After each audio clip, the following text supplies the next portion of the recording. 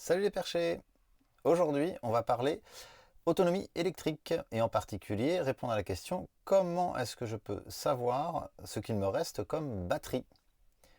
Comme vous le savez, dans une précédente vidéo, j'avais pointé les quelques défauts du fourgon perché, un Pilote V540G, et en particulier le fait qu'il n'y a aucun moyen de savoir la capacité de batterie qu'il reste. Donc en gros, on est un petit peu toujours dans le flou, et quand on veut se balader en autonomie, c'est un petit peu chiant, en fait, pour le dire très franchement, c'est même très chiant. Et donc, j'ai installé un petit système qui permet de connaître l'autonomie de la batterie et de savoir précisément le pourcentage de charge ou même plus exactement le nombre d'ampères-heure qu'il reste dans la batterie.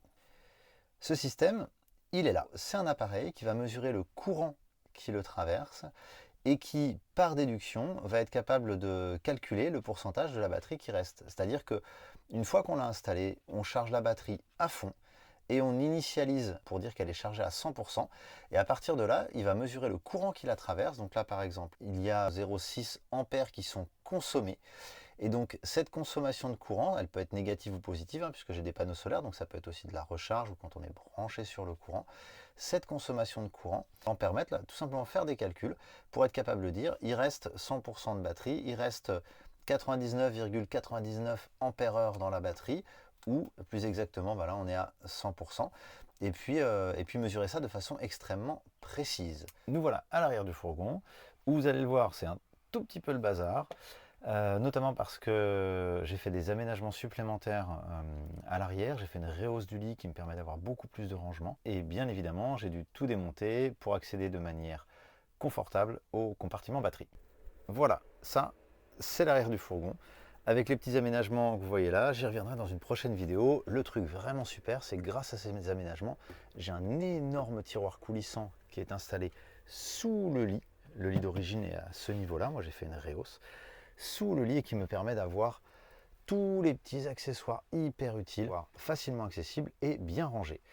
Et là, c'est la partie du compartiment batterie et on va regarder à l'intérieur tout de suite.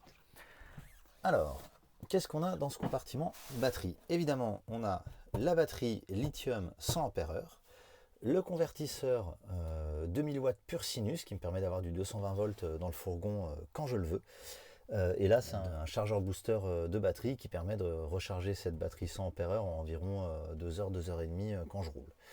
Et hop là, je fais l'acrobate. Et ici, le petit boîtier dans lequel j'ai fait tous les branchements du capacimètre, ampèremètre, bref, de ce petit appareil hyper pratique. Là, vous le voyez, on est de l'autre côté du panneau de contrôle. Donc voilà, il est encastré dans la paroi. Et ici, on a la partie électrique qui va mesurer le courant qui la traverse. La partie électrique qui est reliée ici, le fil passe et il arrive voilà, jusqu'à la borne négative de la batterie. Donc tout ce qui sort de la batterie passe par ce petit appareil avant d'aller dans le fourgon avec ce petit fil là, qui a le petit truc vert, ou dans le convertisseur avec ce gros fil là qui arrive ici sur le convertisseur. Et évidemment tout ce qui rentre dans la batterie aussi, puisque c'est un circuit fermé, hein, évidemment plus moins.